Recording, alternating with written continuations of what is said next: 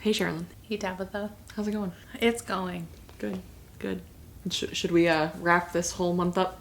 Let's get her done. Cheers, besties.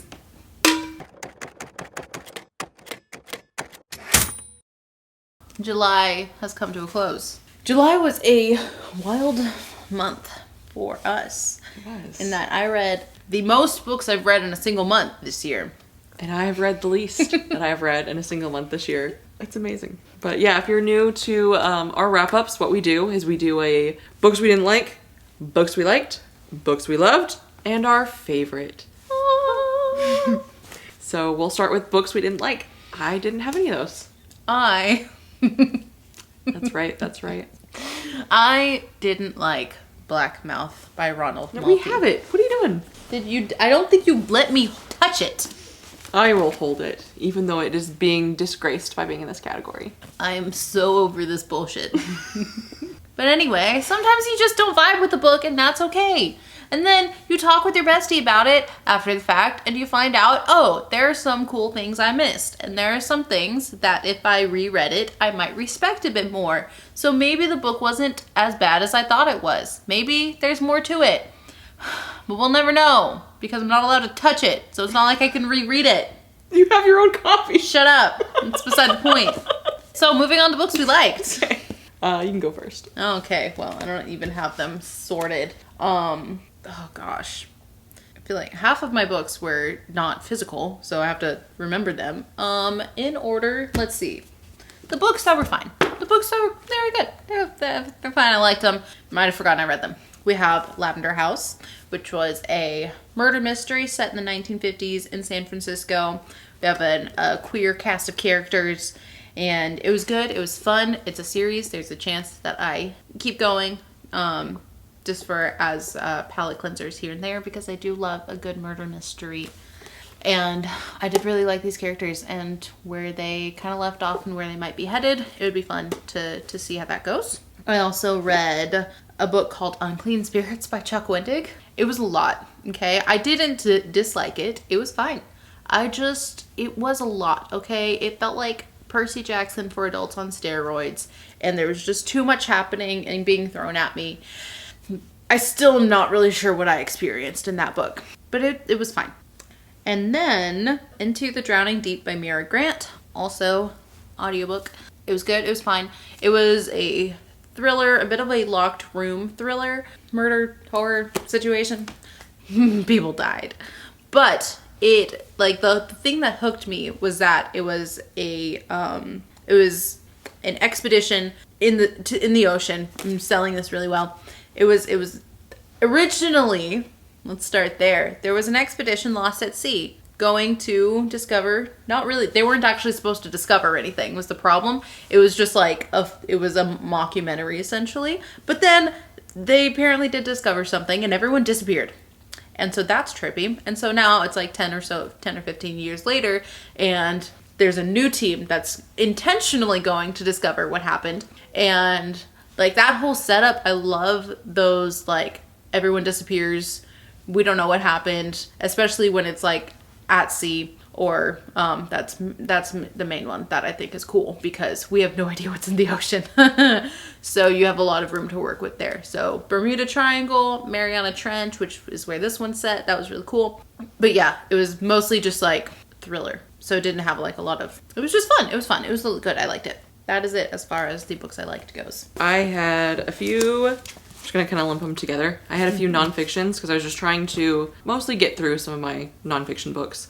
So I had Designing Your Life, Deep Work. These were on the lower end of liked. They have good information, but it's all pretty surface level. So it's not anything super crazy, anything new. It's just Deep Work is just all about how if you work in chunks of time that you can actually deeply focus in, you're gonna get more done than if you're just doing shallow things. So if you're just checking emails and you're trying to make sure you're always on, then you're not going to be able to focus as much as if you turn all of that off and you focus on what you're trying to do. And then Designing Your Life is essentially your life's not over. You can change your career at any time, whatever you want to do. You can change any aspect of your life, not just career, but obviously it's like a career-driven book. Not obviously, you didn't read it, so you don't know that. But it is like a more of a career-driven book. But it talks about other aspects of your life too. So like any area of your life that you want to grow in, you can do that. And that is a message I do really, really vibe with. But it's also like not that new. So yeah, liked it. This is on the upper end of the liked as far as nonfiction goes. And this is Bird by Bird. This is a writing book, but it's more focused on the getting out of your head part of writing. It's more focused on, I guess, like inspiration rather than step-by-step instructions. It's got a lot of focus on not being a perfectionist and just getting out your first draft, and then you can always revise it later. And then the Bird by Bird is basically like step by step. So like you take things, and instead of just sitting down at your keyboard and just like staring at it, you go, okay, I'm just going to write this one scene. That is all I need to write. I just need to write this one piece, not even necessarily within a scene. You just need to write this one element. And so that's the kind of approach that we're taking here. And I really, really liked that overall message as well. And then two others that I have in the liked category are Senseless. I have read two other of Ronald Malfi's books. This is my least favorite so far, but I did still enjoy it. It was just that there was one perspective that I didn't love a whole lot. Basically, we have three different perspectives. One is kind of like a procedural. One is more in the horror field. And then one is like a domestic thriller. And my favorite was actually the procedural. The horror perspective, that kind of perspective, I didn't like that perspective all that much. I didn't like being in that character's head, and I didn't necessarily love how that one ended up wrapping up, tying up. So for that reason, it's like liked instead of loved. But there's like a murder, they find a body, and as you can kind of figure out by Senseless, and if you see the cover, like she has nose cut off, like there are senses that are removed. So that's what the Senseless part is. Murder investigation for that. And then the last one in the liked section is Bury Our Bones in the Midnight Soil. This has three different women in three different timelines. Vampires are involved. I will say it's good to know going in, I think, that the characters and plot aren't necessarily what's driving the story. It felt to me, at least, like it was more theme, and like everything could connect to agency. So every aspect of the vampires and each character connected to agency somehow. At least that was my perspective. I didn't feel like the characters were that strong. They felt more like symbols of different aspects of agency. And so I think that helped level up the appreciation for this more. But overall, I did struggle a little bit with the prose style. That's just a stylistic thing. The prose is still good. I just prefer more of the prose style where like you can't cut out a single word or it changes the whole meaning kind of a situation, where this goes into descriptions and it's very flowery and floral, and that's great if that is your thing. It's generally not. Sometimes it works for me. A lot of times it doesn't. And this one, I struggled a bit with that. Okay, that was my last liked books. All right. Books we loved.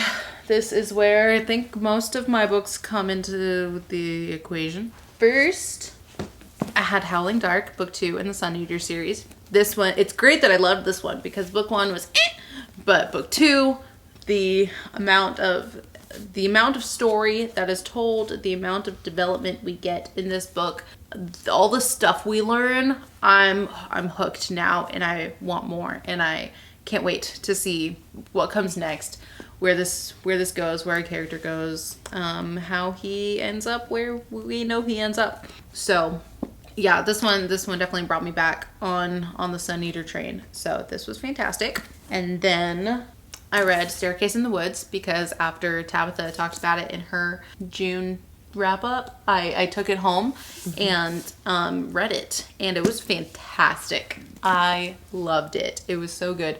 It was so trippy. It's a very atmospheric situation.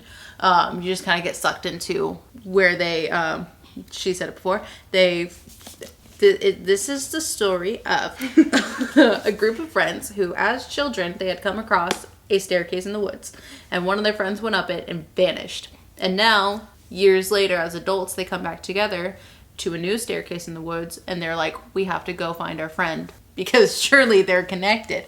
And so they go up this staircase, and they vanish into where the friend may or may not have vanished into. And, oh, it's so trippy. it's this like haunted house meets escape room meets, I don't know, labyrinth. Like, there's labyrinth is a good like, word. There's no way out. How do we get out of? How do we survive?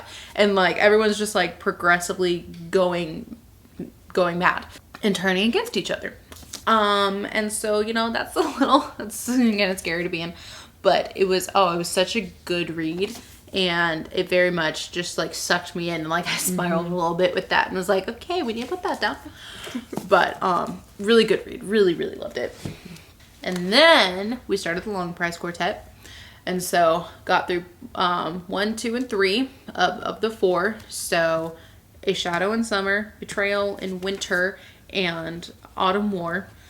These are the omnibus edition. So we have books 1 and 2, books 3 and 4. But oh gosh, the storytelling, the writing, the character development, the world building, the magic system, literally everything in these books is fantastic. It's beautiful, so beautiful. And I just have one left. And part of me wants to just like devour it, and part of me wants to savor it because it's just so lovely. And then on that note, I have not read book 3. I have read 1 and 2. Book 1 is in this loved category, so do with that what you will. Book 1, loved book 1. You can hold on. Yes, I can hold on to this for reasons. Don't worry about it. And then American Elsewhere by Robert Jackson Bennett was fantastic. Cosmic horror. This is in the loved for both of us. This is a loved for both of us. It's got all sorts of kind of classic tropes, but done and put together in such a way that still had me just like eating it up and not sure. At no point did I know what was coming next. But we end up in this small middle of nowhere town in New Mexico. There's a secret government research lab. What else is that? I also want to add that like while she's driving into town, there's a funeral happening and everyone stops and looks at her. The entire town is gathered. They're all gathered and then they all just look at her like, what are you doing here? And it's just, I just have such a clear mental image of that moment. And it was just so creepy, and it's like the first creepy thing that this town does. It just gets progressively creepier. Like it's this very, very tight-knit small town community that our main girl finds herself in. And she's trying to figure out kind of what happened to her mom, who was involved there and died later on. And she's looking for answers and finding out that there are far more questions that she didn't even know to be asking. And one of the main things that she's looking for is a place to be. She has never felt at home anywhere. She's always felt like an outsider everywhere she goes. And then she realized after her dad died that she inherited a house actually from her mother. So she found out through that situation that she inherited this house, and so she's going to go live in that house and hopefully find her place in the world. Oh man, it's so trippy. It's so good. Then after that, I was in a bit of I got to read a lot of weird books this month. And another one of them that I loved was The Failures by Benjamin Lyer. What? Who comes up with this? In a world where the sun has died and everyone lives in complete darkness. We're following multiple characters, multiple groups of characters, each with their own agenda to do something. They're each trying to do something. They have this. There are so many questions and not that many answers. And the way this is written, the way this is told, it's really great. And I really, really, really liked it. I need book 2. I don't even know if there's a date for it yet, but I need it. And then my last one for this category was Mushroom Blues. She's losing steam. Dude, more books than she's ever had to discuss. I've never had to go through this many books in a month. Oh my goodness gracious. But my last book was Mushroom Blues by Adrienne Gibson, and this book was so good. I read so many good books this month. I'm so happy. But this one is a murder mystery where we're following the detective investigating the murder, and this is in a world basically made of mushrooms. Why? I don't know. I need to ask Adrienne where he came up with this idea because it's so trippy. But no, this is we have humans and we have fungal people, mushroom people, in a world that has been conquered, taken over by the humans. They invaded and they took over, and so it's a story of imperialism, colonialism, racism, and it's told like everyone in the story is not happy because like no one's in a situation that they're happy about.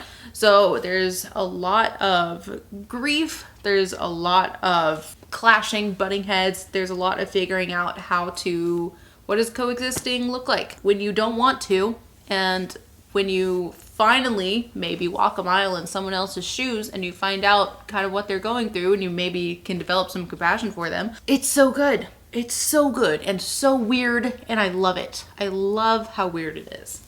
And all of the journey our detective goes on is phenomenal. All right, your turn. Okay, so the first book I loved was another Chuck Wendig, and that was Black River Orchard. I sure can read the title. I sure know what that is. We know how to read. So we've got apples. Apples are bad, as you know. Yeah.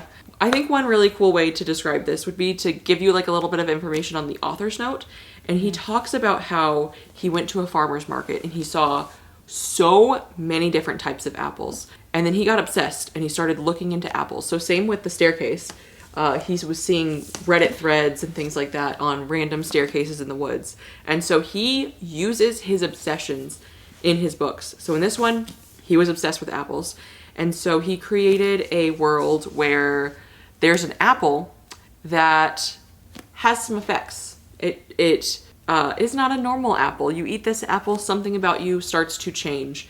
And it's really, really interesting to see how it affects different people. And the apple eaters versus the non-apple eaters. Yeah. And then one other really cool aspect that I loved about this is a lot of times there's like a social media joke kind of a character in a book.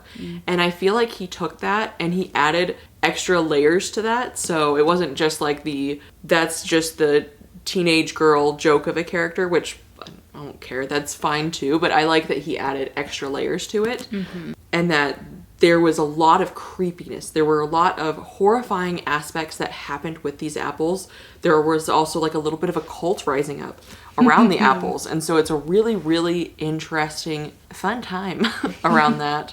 What would you say are some of defining themes? Trying to think of like, what are the goals of this book? I mean, it kind of gets into like obsession. Yeah. And how that can affect people and relationships and your whole life. Yes. Yeah. Like, obsession is a good one. It definitely talks about obsession quite a bit. And even like addiction.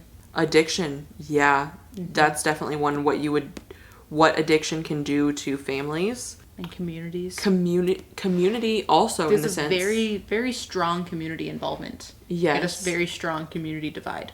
Divide, yes. There's also on the good side of it, how you can feel like kind of alone until you reach out and find out that you're not.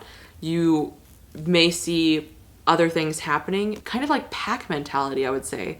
So like we've got like a huge amount of pack mentality going with the cult-like thing. And a little bit of a resistance to it. And if you're just the one person against the pack mentality, that's a bit of an uphill battle. But if you can find other people who also are against that pack mentality, that helps. It helps to not be alone. So yeah, I would say that's yeah. The next book that I really, really loved was Assassin's Apprentice. This book is very, very good, and it's the start of a really long series, but with how it's going so far, I think it is a strong contender to be a new favorite series. Speaking of favorites, what were our favorite books of the month? You can go first. All right. I read The Library at Mount Char, and this was in my group of weird, strange, trippy, who comes up with that books. And this little one packed the biggest punch, and all of those words, that's what I can say about it, because I've completed the book and I'm still not really sure what happened or how to tell you anything about this. So it was very weird. It was very good.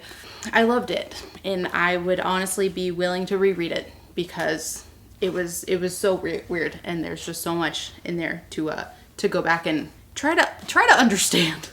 Unpack. Yes. So that was my favorite of the month. It was so trippy, and absolutely, yeah. I loved how weird it got. And then my favorite was book 2 in the Long Price Quartet. I loved everything she said before about it, but also in book 2 specifically, there are some really strong, even in book 1, there's really strong female characters, but in book 2, it just like levels up even more. So yes, love this. It's probably going to end up on a favorites of fantasy as well. So that's everything we read in July. Let us know what you guys read. And if you're not feeling chatty, you can leave us a little apple emoji for Black River Orchard, which is out of reach. Right here. All right, we'll see you guys in the next one. Bye, besties. Bye.